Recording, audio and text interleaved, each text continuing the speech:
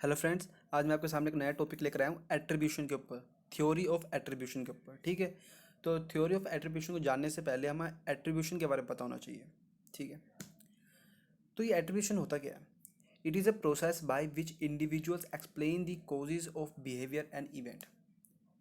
ये एक ऐसा प्रोसेस है जिसके थ्रू एक इंडिविजुअल बताता है कि जो उसने बिहेव किया है वो किस कारण से हुआ है, क्या इन्वायरमेंट था, क्या इवेंट हुआ था। ठीक है, तो हम इसको और ज़्यादा डीपली समझते हैं।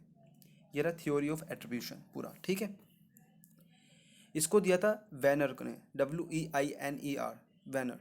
ठीक है, अब इसके फैक्टर्स है 3 जो कि इसको इफेक्ट करते हैं। फर्स्ट फैक्टर है डिस्टिंक्टिवनेस, दूसरा है consensus and the third is consistency. ठीक है, डिस्टिंक्टिवनेस फर्स्ट। अब ये डिस्टिंक्टिवनेस का मतलब क्या हुआ? इसका मतलब हुआ अलग। मैंने बोला कि कोई सिचुएशन जब अलग होती है तो बंदा बिहेव अलग करेगा। अब सिंपल सी बात है, आपको खुद दिमाग लगाओ। जैसे जैसे सिचुएशन होती है उसके अकॉर्डिंग हम काम करते हैं। हमने बोला आज बारिश आ गई तो हम ऑफिस नहीं जा पाए, हमने घर से कर दिया काम।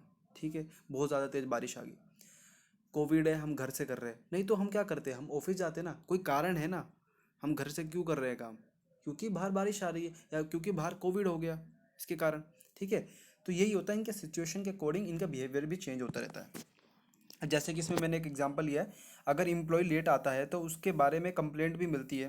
दैट मीन्स कि ये उसका नेचुरल है, ये वो रोज का है। अगर देखो कंप्लेंट मिल रही है किसी बंदे के बारे में, इसका मतलब कि वो रोज लेट आता है। एक दिन का लेट नहीं है, अगर एक दो दिन होता है तो समझ में आता है कोई प्रॉब्लम होगी। लेकिन जब वो रोज आ रहा है ऐसे लेट, तो उसका मतलब कि वो नेचुरल बिहेवियर है उसका। दूसरी चीज़ है कंसेंसस। इसका मतलब ये होता है कि what are the reactions of different employ in the same situation. एक ऑर्गेनाइजेशन में सिर्फ एक एम्प्लॉय तो नहीं होता, बहुत सारे एम्प्लॉय होते हैं। सेम वर्क के लिए भी होते हैं बहुत सारे एम्प्लॉय।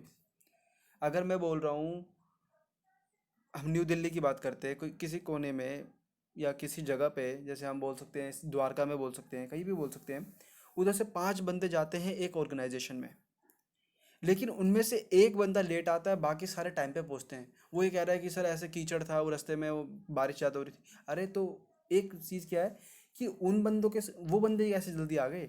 या तो उनके पास कुछ एक्स्ट्राऑर्डिनरी चीज़ होगी, या तो वो पैदल आ रहा है, वो कार से आए, या कोई ऐसी चीज़ होगी, तो वो तो वजह बतानी पड़ेगी।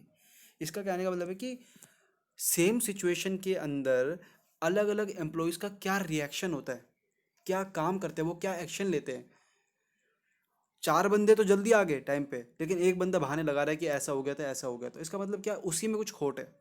ठीक है, ये जो मैंने हिंदी में लिखा है ना, आप इंग्लिश में लिख के आओगे। आप जब आप एम कॉम कर रहे हो तो आपको इतना तो होगा, आपको मतलब देखो, मैं अपना जब करता था ना, जब मैंने इसकी एम कॉम की पढ़ाई करी थी, मैंने इसके नोट्स बनाए थे, तो मेरा ये था सिर्फ कि मुझे लास्ट मोमेंट पे या जब भी मैं इसको रीड करूँ ना, मुझे सिर्फ मतलब समझ में आना चाहिए। बाकी मैं पेपर में सारा बना कर आ दूंगा। बाकी जो ये डिस्टिंक्टिवनेस, कंसेंसस और कंसिस्टेंसी है, ये थोड़ी बहुत चीज़ें होती है, आपको याद करनी होती है। अब आपको इसी का मतलब देखना होता है रोज़ की रोज़। आप नोट्स बना लोगे एक बार, तो आप एक बार नज़र मारोगे, हाँ यार इसका मतलब ये था।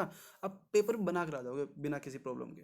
अगर 5 या 10 नंबर का आएगा तो आप आराम से पे ले आओगे इसको। ठीक है, फिर लास्ट में आता है कंसिस्टेंसी। अब इसमें क्या है, हम रोज़ जल्दी आते हैं लेकिन एक दिन लेट हो गए। मतलब कि कंसिस्टेंसी का मतलब क्या, वर्ड से ही पता लग रहा होगा कंसिस्टेंस है कि नहीं है। वो बंदा जो रोज़ टाइम पे आता है, कंसिस्टेंस है, मतलब कंसिस्टेंट है।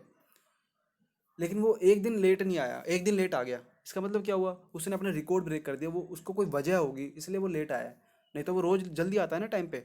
तो ये क्या हुआ, ये कंसिस्टेंसी को बताता है। तो ये 3 फैक्टर हैं जो एक बंदे के बिहेवियर को डिफाइन करते हैं कि वो कैसा बिहेव करेगा, ये सिचुएशंस के अकॉर्डिंग। ठीक है, तो ये छोटी सी थ्योरी थी, ये 5 to 10 नंबर्स में आ सकती है। आप इसको 10 नंबर में आया तो ज़्यादा एक्सप्लेन कर देना थोड़ा सा, अपने हिंदी में जो लिखा है मैंने, एक दो एग्जाम्पल लेकर। ठीक है, थोड़ा सा डायग्राम बनाने की ट्राई करे करो। डायग्राम इन द सेंस क्या होता है, मैंने बीच में एक गोला बना ली छोटा सा। अब पेन से बना लेना, ब्लैक पेन से बना लेना, कोई वो नहीं है कि बिल्कुल ही परफेक्ट होना चाहिए गोला। उसके अंदर लिख दिया, या एक स्क्वायर बना लिया, उसमें लिख दिया थ्योरी ऑफ एट्रीब्यूशन। ठीक है, उसके नीचे लिख दिया अपने फैक्टर्स, और फैक्टर के आसपास आपने दे दिया एरो। एरो के इधर एक जगह लिख दिया डिस्टिंक्टिवनेस, एक जगह लिख दिया कंसेंसस, एक जगह लिख दिया कंसिस्टेंसी। तो ये क्या हुआ, एक डायग्राम हो गया। ये थोड़े स्पेस भी घेरेगा और सामने वाले बंदे को अच्छा भी लगेगा। ठीक है, आप उसके अकॉर्डिंग करोगे तो बहुत बढ़िया है। ये मैं फिर बताया 5 से 10 नंबर में आ सकता है। इसको एक बार रिवाइज कर लेना, बस एक बार देखने की ज़रूरत है, सारा काम बन जाएगा आपको। एक बार कॉपी में नोट्स बना लेना, दैट्स इट, आपका काम हो जाएगा। एक बार नज़र मारी, इसका मतलब ये था, इसका मतलब ये था, इसका मतलब ये था, आगे करो, ख़त्म काम। मैं कह रहा हूँ 1 से 2 मिनट भी नहीं लगते इनको देखने में, और ये 5 से 10 नंबर पक्के कर जाएंगे पेपर में आ गया तो। ठीक है, I hope you like this video, thank you very much.